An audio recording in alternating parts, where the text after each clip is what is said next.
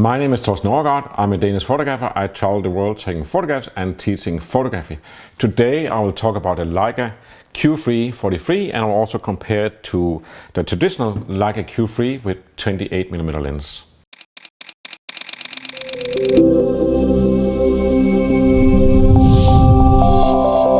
Before I get into it, below the video there is free downloads for your entertainment and enjoyment. Today I have put a new e-booklet that is called What is Sharpness in Photography, and that obviously is about sharpness, how to get it, and what is it actually, and what does it require in terms of lenses and cameras. It's free. You just put in your email and you send it and you get the e-booklet in a few minutes with the mail.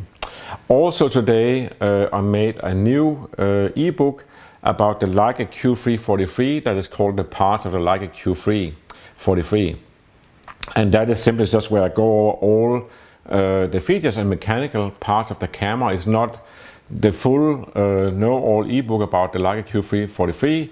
There's also a link to that below the video, but that is not for free, but this one is. And then there is my best-selling book about some of the famous photographers and their famous photographs, iconic photographs, how they took them, and also I tell about how I photograph and why I photograph. All those things are free, and there's even presets and styles, Leica presets and styles in the links below. So a lot of stuff you can get. You can pause the video and do it now, or you can do it later. For almost 10 years since the first Leica Q came out in 2015 with a 28mm 1.7 Summilux lens, perfect camera. Despite that, since then people have been asking, can you make a Leica Q with a 50mm or a 35mm lens? Or basically, some people want a 35, some people want 45. And as a complete surprise, it came out Leica Q3 43 with a 43mm lens. But let me just point out that the most important thing with this camera, yes, that is the 43mm lens, but it is that it's an APO lens. It is like the utmost lens design you can buy for money is put into this little lens and this little camera. And you could say a lot about it, and I will say more about the lens and the lens design and compare the lenses in a bit. But if we just look at the proof of performance, here's a photo that I took in New York, and this one is basically just me standing at the stairs to the subway and point the camera and have spot autofocus on that I point somewhere here. And I lock the focus and I reframe it and I take the photograph, and you can even see in the details there's a little bit of rain. And what this photograph tells me is that this lens is good enough for whatever I want to do with it. So when I look at a lens or camera, one thing of course I look at how simple is the camera to use, and I also look at how are the colors or the monochrome tones of it, and then I look at how natural are the details.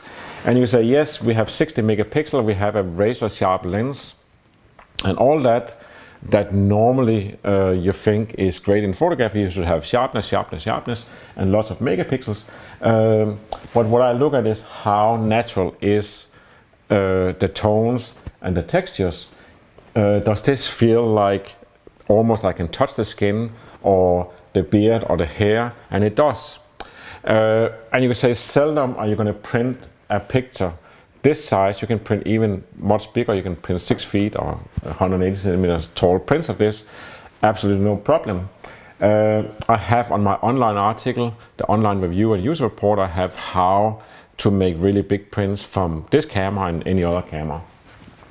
But this is the test that you could say this camera can be used for street photography, and it can produce natural looking photographs in natural colors or natural monochrome tones, and it doesn't look too sharp, it doesn't look artificial, it doesn't look even digital. I would say in many ways this actually reminds me of a Kodak, a Portra film in the tones, Maybe I also added a little bit to that towards that way, but it even looked classic.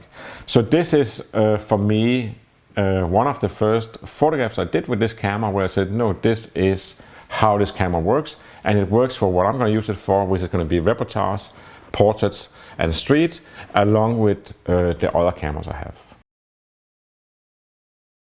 When the Leica Q3 43 was released, in the 2, 3, 4 weeks up to the release, the rumor started that Leica is going to come out with a 43mm lens, and it's going to be an APO. And that sounded so unrealistic, so a lot of people said, no, that's not going to happen. That's not, that's just a rumor. That's not going to happen. And we got closer to the date, it became real that this is actually something that's going to happen. And when I came to the Leica store in New York the morning of the release, 10 o'clock, there was actually a line outside the store. And I don't think, well, I know they never had a line in front of the New York store before, and I don't think any Leica store in the world actually had a line of customers lining up to buy a new $7,000 camera in the morning. But that is what had happened there, and there was a lot of happy people who opened the box and immediately put in a charged battery and an SD card, and then they went out in New York to photograph with it. Perfect city for street photography and portraits and everything, and reportage, and that is what this camera is made for. If you are totally new to the Leica Q and you think, what is this? Or maybe you have a Fuji or Olympus or something else, then the Leica Q is a camera model that Leica made basically as a very big surprise in 2015. So that had obviously a concept of what they wanted to do, that they wanted to make a compact and simple to use camera, and they had a really good team doing it. So they had a young Swedish industrial designer. He designed the whole camera, and you would say one of the good things about this camera is, well, it's very lovable, but it's also very true to the tradition of Leica simplicity and Leica design and Leica form factor, which goes 100 years back. Then they had also the chief lens designer, Peter Carper. He's the one who designed the original 28mm f1.7 Summilux lens for the Leica Q. And the whole package was made so you have a full frame camera. In 2015, the first model was 24 megapixel full frame camera with an amazing lens that is basically designed so you can put a 200 or 400 megapixel sensor behind it, which eventually probably is going to happen one day, but it was designed for that, and the whole form factor of the camera was made so it's lightweight and it's compact, and the lens, you could say, have this size. You could do a lot of other things with the camera, and then suddenly you would have a much bigger lens or a less interesting lens. You could say if it was 28mm f3.4, it wouldn't be that fun, but at its 1.7 is very interesting because you can make narrow depth of field. And that camera, when it came out in 2015, well, it took everybody by surprise, also because of the quality of it. At the same time, or just a few months before, Leica had released a 28mm Summilux lens for this camera system, the M system, and that lens alone cost more than this one. And I did test, and you can see them on my website, where I compare the 28 Summilux for this camera and the 28mm Summilux for this one, and you can barely tell the difference. You can actually not tell the difference unless you look in the exif file and see which camera was it taken with. So that says something about the quality. But it has a lot of things going for it, and you could say it has the tradition of Leica, and that is simplicity. And that means you could say, so a camera is basically, you walk around with a black box. You have a light-sensitive sensor. In the old days you had a film, so that thing has to be kept in dark. And then, in my opinion, the only technical thing you have to master in photography to take photographs is the exposure. So that means you have to be able to take a photograph of something and it looks the same in the photograph as it did to the eye.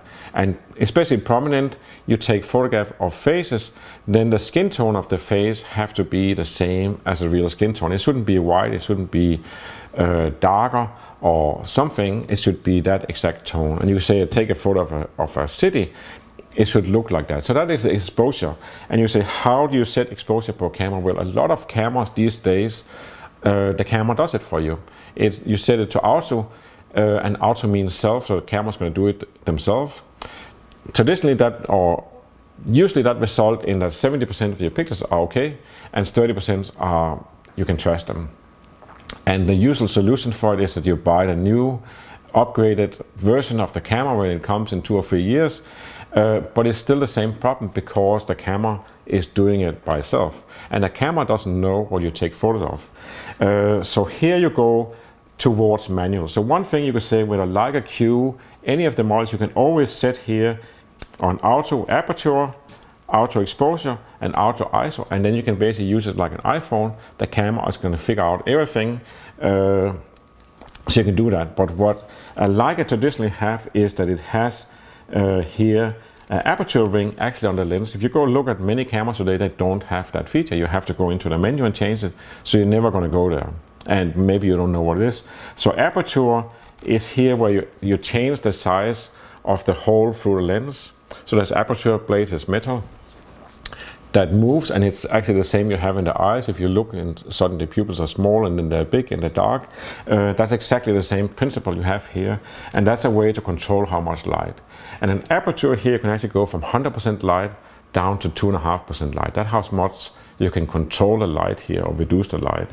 The only thing with aperture is that the more you stop it down here, so you go from 2.0 to 11 here, then suddenly you go from narrow depth of field or narrow depth of focus, which means you take a portrait, the background is blurred out, or you take a photo of a flower, the background is blurred out. When you go F11, then suddenly everything in the photo is sharp, just like an iPhone.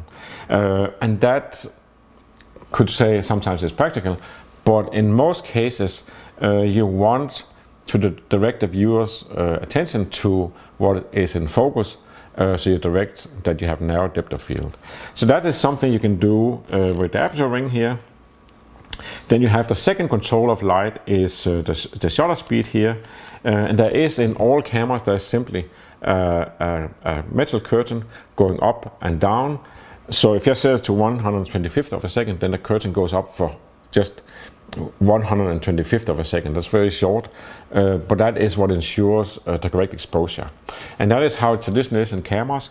In the Leica Q, it actually have the shutter sits in the lens here, which is an advantage because it's less vibrations, less sound, and it also means that you can do flash synchronization. So if you wanted to shoot with a flash on the camera, you can do it up to 2,000 of a second, which is very unusual. So this shutter in the lens is called a leaf shutter, and that's what you find, for example, in Hasselblad and medium format cameras, that very often is made for studio photography, where you want to use flash and you want to freeze the photograph, and that is something you can do with that. Most cameras where you have a shutter curtain going up and down, you're limited, so your shutter speed can be 125th or 180th of a second or 190th of a second, but you can't go really fast shutter speeds. You can't really freeze somebody jumping in a dress or a drop of water hitting or something like that. Not many are going to use flash on this one because you have such a light strong lens and you have so high ISO these days. So those were the first two light controls. The third one you have is the ISO, and that is one you set in the menu. ISO means International Standard Organization, and it's simply just a standard for how sensitive to light is the sensor. It comes from the film days where you had ASA and ISO for film, and you say you bought a film, it was like 100 ISO or 100 ASA, and that was it. With a digital camera you can change it from one picture to the next, and in this one you simply just press the button here on the back and you have the ISO scale here, you can change it. So those are the three light controls to make you able to determine that you get the correct exposure. And yes, you can have the camera figure out all of it. Generally what I do is I have the camera wide open, in this case f2.0, Then I'll set a daylight ISO for 50 or 200 depending on what kind of sunshine or overcast weather I'm facing. And when I go inside into a restaurant or in the evening, I go 3200 ISO, maybe 6400 if I really need to, but normally 3200 is enough.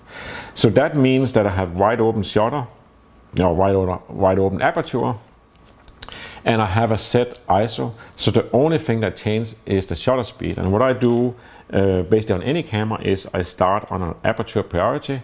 So that means that the camera is going to suggest a shutter speed, and for example, it says I take a photo here, it says 125th of a second, and I take the photo and it could be right. If I look at the photo in the viewfinder, electronic viewfinder, on the screen or the preview I look at after and say no, this is actually too bright, then I can very easily just go here and say I'm going to go 250. So now I'm on manual 250 of a second, and I can take the photo again. I'm going to have correct exposure. If everything is auto, if everything is sitting inside a menu, it's never going to happen. You cannot control all that. I mean, before you get the camera set up to take the photograph, the sun have gone down, or the kids you were trying to photograph have stopped playing. So that is the thing that in some ways you could say it might surprise you or even frighten you, that now you can make choices on a camera. But once you get into it, it actually makes life much easier because that's how it should be.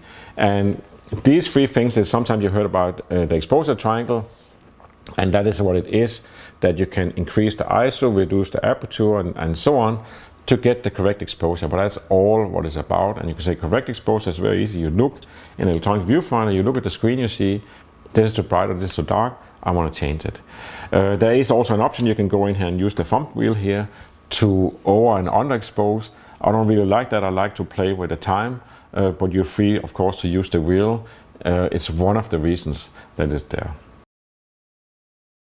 All this on how to set up the menu, how to use the camera, all the tricks and everything on the camera is something I have written about. So there's articles on my website where it's user reports, how to set up the menu, test photos and so on.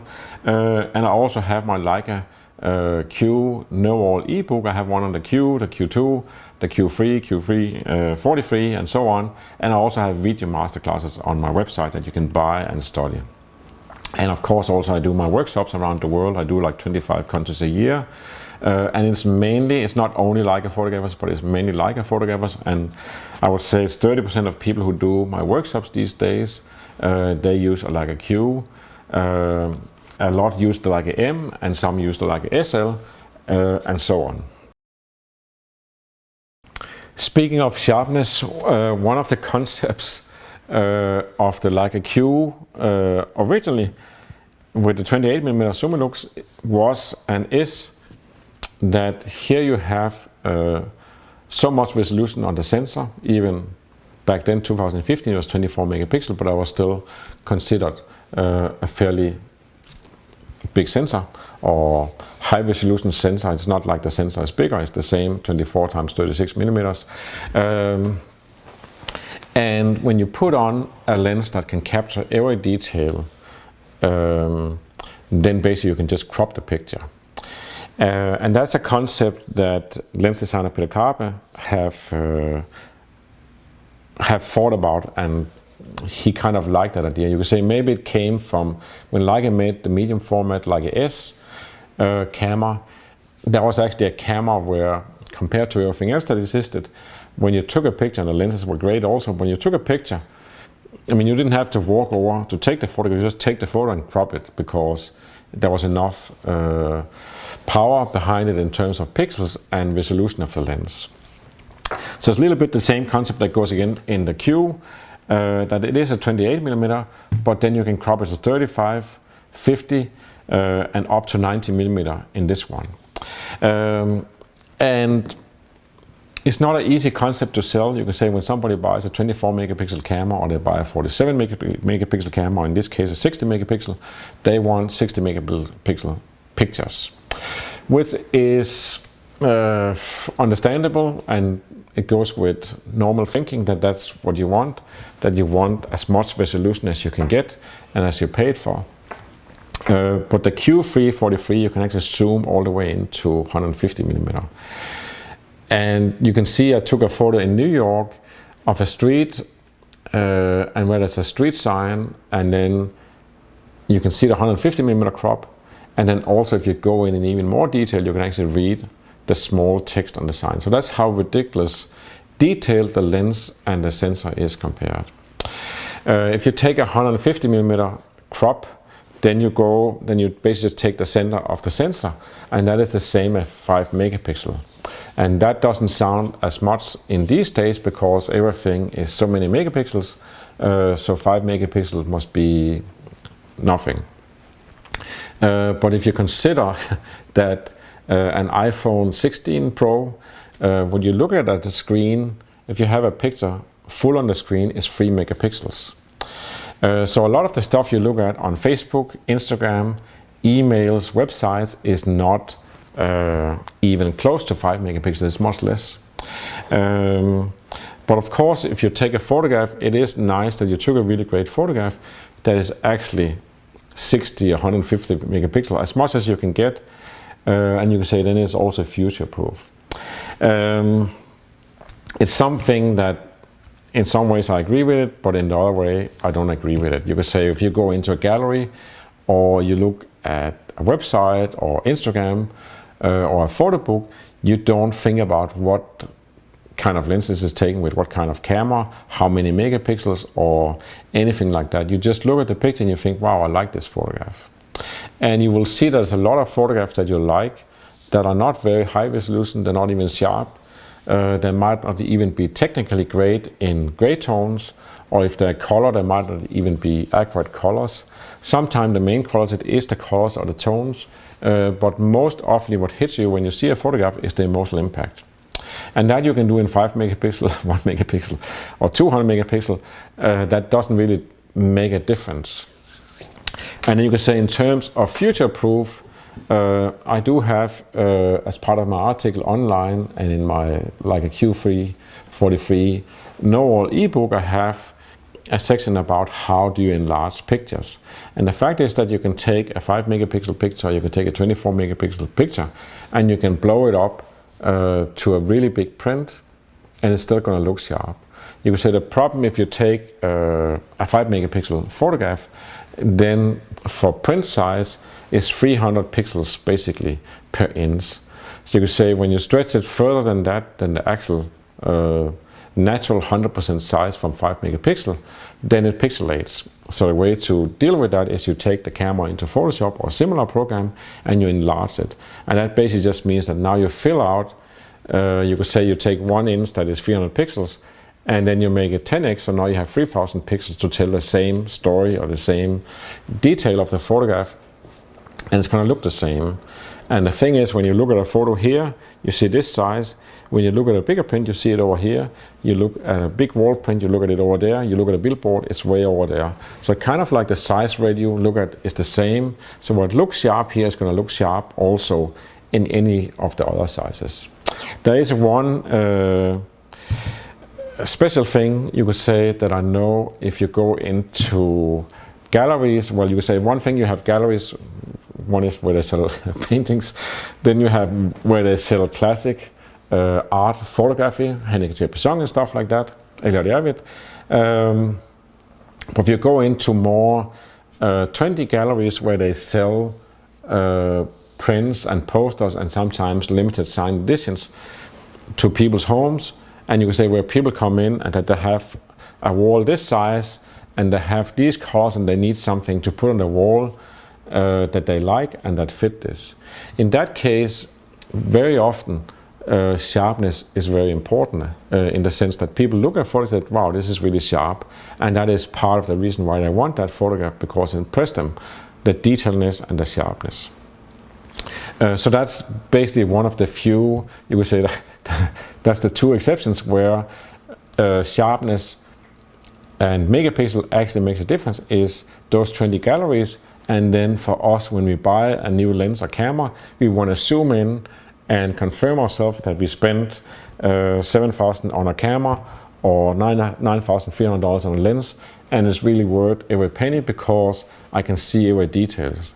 Nobody else is ever going to see it, but we can see it, and that's basically, and then of course viewers, they can show it in the reviews.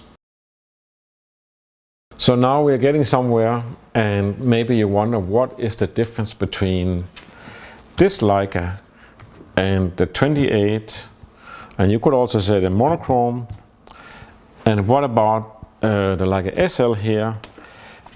This is the SL3, 60 megapixel and 60 megapixels here.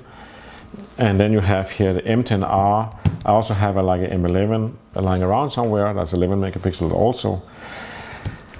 What's the difference? Very briefly, you could say these two is 43 and 28. That's the difference. It's very charming cameras that you want to take with you, and it's very easy to carry with you. Monochrome is a different story. Then you have the M system here that is very charming and very robust. You can hardly beat it up. It's going to last for a long time. And you can say if you look at these ones, the Leica M9, that was the first full frame Leica digital that came out in 2009. Back then I think the new price was around 5,000, maybe a little bit less than 5,000 for the camera plus a lens, and those camera bodies sell for 2,500–3,000 these days. So that gives an idea of durability. Even back then it was 18 megapixel. It's still considered an amazing, charming and beautiful camera, and you say most people that gravitate towards Leica M, they really like old stuff. So it's almost the older the better, and you can say even a lens like this is a symbol of it. I mean, the design here is very old school. Many people think it's a film camera they're looking at, but it is a digital. And the lens here even is, this one is made early 2000, but this one is a special edition where it looks like the one that was in 1953, the design of the barrel here. The optics is the new optics, but the barrel is the old. And that's something that you cherish, you want to pay extra for, and you love it even more the older it looks. So that is this system, and that is kind of what everybody who gets a Leica Q, or not everybody, but a lot of people who get a Leica Q that gravitate toward this one, the optimum mechanical design and assembly, optimum quality, and it's compact and durable and everything. In some ways you could say it would be more logical if you went from this to this, because it's very similar in the build and everything, and they're both new systems that came out in 2015. And you say this is a machine. This is, in my opinion, it's really great for production. It's like basically like a box with a sensor, and you can put on any lens. So this is a cinema lens I put on, but you have like SL lenses made for this system that are kind of big. There's like unlimited space to make the best optical design, and it's autofocus. But you can also have adapter. You can put on this lens, you can put on a Minolta lens, you can put on Hasselblad, you can put all sorts of lenses on it, because it's just a very productive body with a very high resolution 60 megapixel sensor. And it's fast and everything, and it has also a flip screen.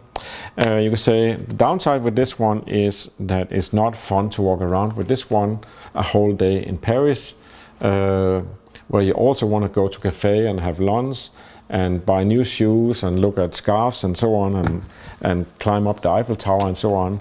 But this is great for studio. It's great for dedicated work that you go photograph for 2 hours and that's what you're doing. Then this is really a great tool. I'm kind of speaking generalities, because I also have people that they used to like this system and then they sold it and they got 2 of these, and then they're strapped up one on each side with a big lens, and I love it. So that's depending on your temper, but you can say if you are one of those that at some point got really ambitious, said I want to get into photography again, I'm going to get a big DSLR camera from Canon, and I'm going to get 5 lenses, and as soon as I get money I'm going to get the rest of the lenses one by one, and then all of it is in the closet. Then clearly that was not the good strategy. So maybe you shouldn't replace a big camera with a new big camera with a new set of big lenses. You should look at, maybe I can do with this one, because here I can actually take super sharp pictures. And I can carry this camera, and it's even charming. Bottom line is, with any camera system or any choice of camera or lens, that's my advice when people ask, and they ask a lot on emails and comments and everything, is you treat it like if it was like a kitty, or like you're gonna look at a new cat or a dog. And that means either mentally you imagine that you are in a camera store, or you go to a camera store and you have them line up the cameras here. And you look at them, and then of course the clerk is going to tell you that this one have triple autofocus, and this one have this, and this is black and white, and this one can do this, and the resale value of this one is great, but it's also very expensive, and this is a great deal I have this week. You can get 2 lenses and a camera for this. So you try to just close your ears for that, and you just feel which one is the one that makes me most enthusiastic. And then you forget what I said, what the viewer said, or anybody else said, and you forget about how great an investment you're trying to make. You just go with like, no, I like this one because I like that it's matte, I like it's black and white, and it doesn't have a logo, and that is my camera. And that is literally just the same way you look at kittens, that you come out, there's 8 or 12 kittens, and they all look the same, but as one of them is your kitten. And how do you know? Well, you just know. And it's the same with cameras, and that makes it very simple. And it makes you love the camera and makes you want to go out and take photographs with it. And it kind of makes you also confirm yourself that this is the right camera. Yes, there was other cameras, but this was the one that somehow just fitted you. So that is the simplicity of it. That's all I had to say today about the Leica Q343 and any other cameras on the table here. Remember, below the video there is links to free downloads. Until I see you the next time, remember to always wear a camera, and thank you for watching.